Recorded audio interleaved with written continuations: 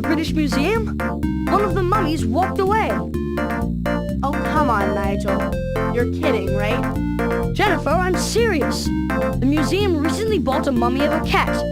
Now it's gone, and one of the curators saw it strolling out the door. Weird. Come on, let's hurry down to the British Museum and see what we can find out.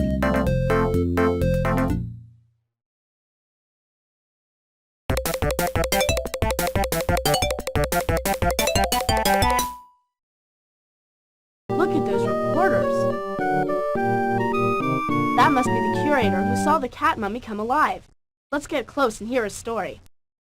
And then, when I came back into the Egyptian room, the cat mummy was gone. I looked all around, and that's when I saw it, slinking out the side door. Wow.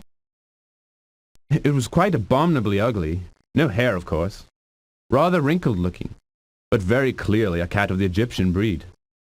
It must have chewed off all its wrappings while I was out of the room. I ran after it, of course. It's one of the museum's most valuable new acquisitions. But when I got to the door, it was gone. There was an open window near the fire escape door. It must have escaped that way.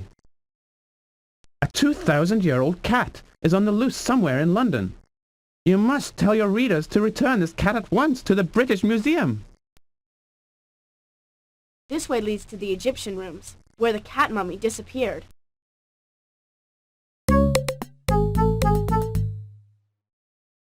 Mr. Smedley is the security chief of the museum. Maybe we can help him look for clues. Tell me, Chief Smedley, what is the museum staff doing to recover this priceless artifact? We have issued bulletins to the City of London animal rescue agencies to be on the lookout for a 2,000-year-old hairless cat. It's bound to... Is there any chance the mummy was actually stolen? Not if Cecil Grange is telling the truth. He says that when he was examining the cat mummy, he left the Egyptian room for just a moment. When he returned, he saw a cat leaving, not a person. Was the side door open when he left? Here, let me check my notes. No, he told us the door was closed when he left. He said it is usually closed, but not locked. Sorry, but I'm afraid you must leave. The Egyptian exhibit is closed for the rest of the day. It's okay, sir. We're detectives. May we examine the scene of the crime? Afraid not. As you can see, there's nothing to see. Everything's tidy. No clues of any sort to tell us what caused this kitty mummy to wake up and wander off.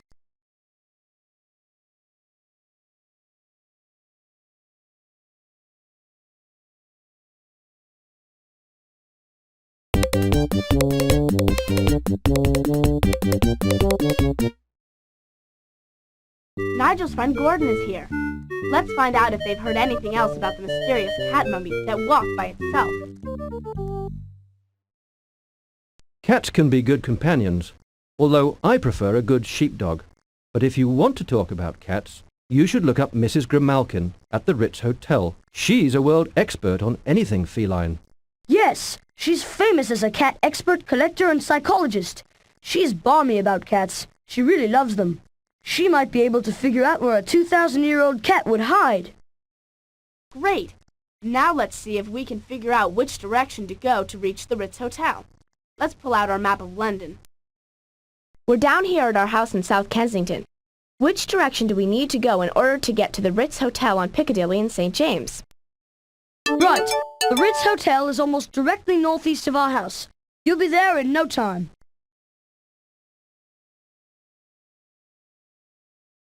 Hello, Jennifer. We've been following the case of the cat mummy on the radio.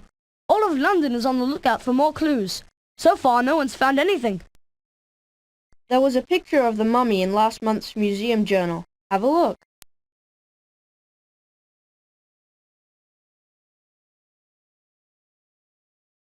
Most interesting. There's also a picture of the fancy coffin the cat mummy came in. It's called a sarcophagus, and it has hieroglyphics on it. Hieroglyphics. That's the picture alphabet that the ancient Egyptians used. And it so happens I can decipher Egyptian hieroglyphics. Let me see if I can figure these out. It's an ancient blessing.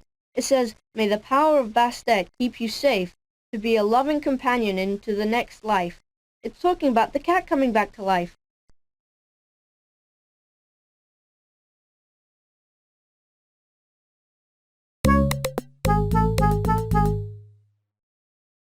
Hey, that's Dr. Pels, the scientist.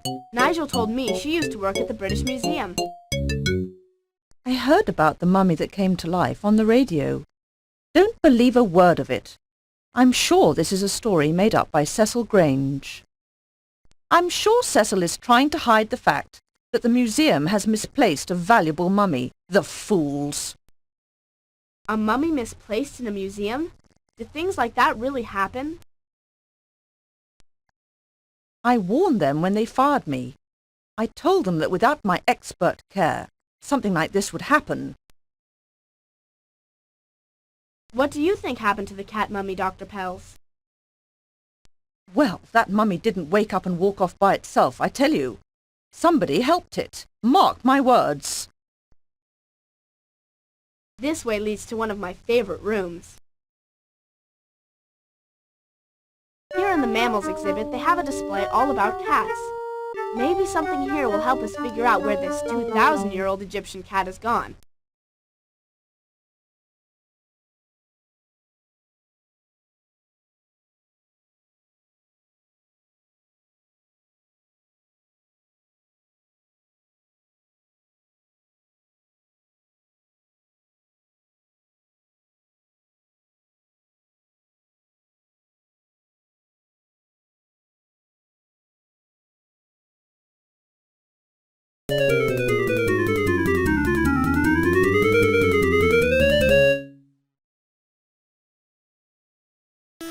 Wow, Mrs. Grimalkin's cat sure is noisy. Even though she's locked it up in that box, I can still hear it meowing. Well, children, I just arrived in London today for the cat show in Covent Garden. But I'll be glad to help find your lost cat in any way I can. It's not our lost cat, Mrs. Grimalkin. It's missing from the British Museum, and it's about 2,000 years old. How extraordinary. It's an Egyptian cat mummy, Mrs. Grimalkin. It supposedly walked off from the museum's Egyptian exhibit. We hope we can figure out where it went. A cat mummy, how fascinating. I'm so sorry to hear that it is gone. That would have been quite lovely to see. Cats are quite my passion, you know, and I crave anything that has to do with them. Really, I wonder if the cat wasn't catnapped by an unscrupulous collector. Some of them are quite mad about old stuffy things and would pay a lot of money to get their hands on one. Your cat is making a real racket, Mrs. Grimalkin. Why do you keep him cooped up like that? Oh, I hate to do it. Usually old Ramses follows me around everywhere like a dog. But he's a breed of cat called Sphinx. And right now he's out shedding lots of fur, very sneezy. So I keep him in the cat carrier.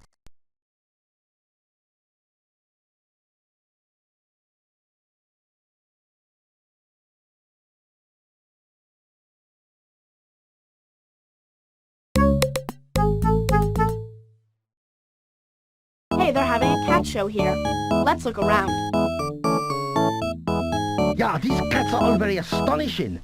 But they are nothing compared to the beauty of the cat that escaped today from the British Museum.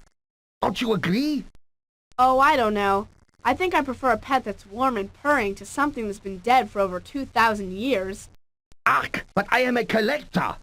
To me, what is very rare is very beautiful. I would give almost anything to have that cat mummy to sit on my mantelpiece back in Berlin.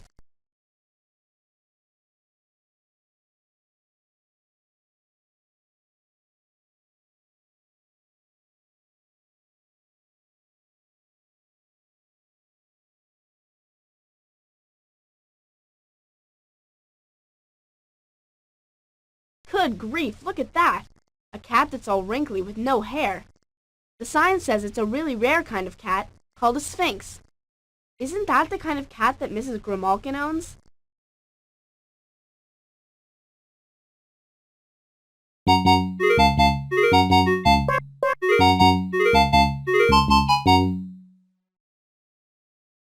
The reporters are all gone.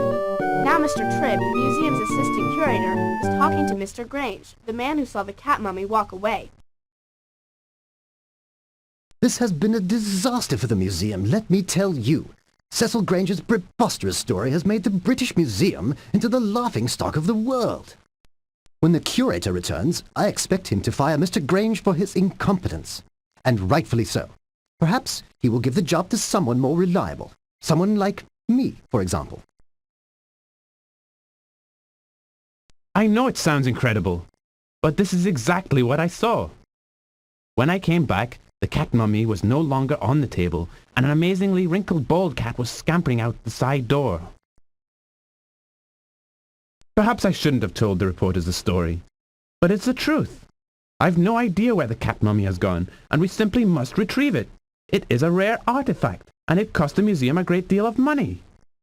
You're the one who makes sure the museum's artifacts are authentic, Mr. Grange. Did you find out if the cat mummy was for real? Oh yes, it is quite real, and one of the best examples we have ever seen. When properly examined, it would tell us quite a bit about the ancient Egyptians, and about how people first started keeping cats as pets. Let's go back to the Egyptian rooms. That whole row of upstairs galleries is filled with artifacts from ancient Egypt. Mummies, beautiful statues, and drawings thousands of years old. Because the Egyptian people believed in another life after this one, they preserved their kings, queens, and nobles as mummies.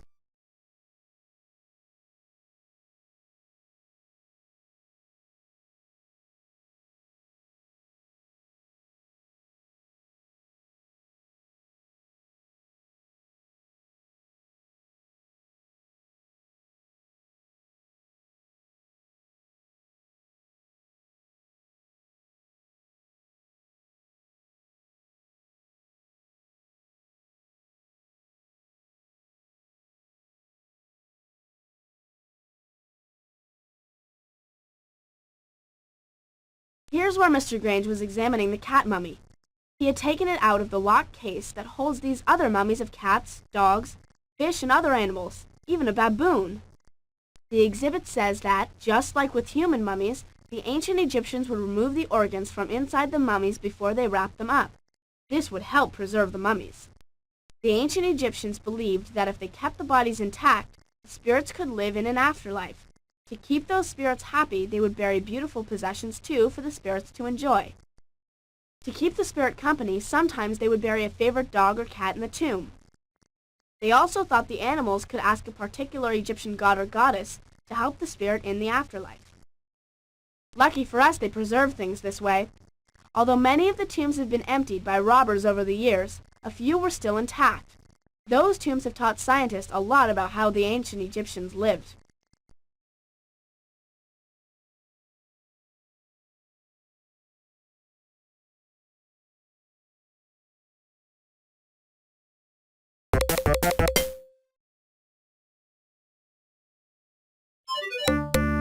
Let's solve the case of the mummified mouser. Take the clues that you think show who took the mummy from the British Museum.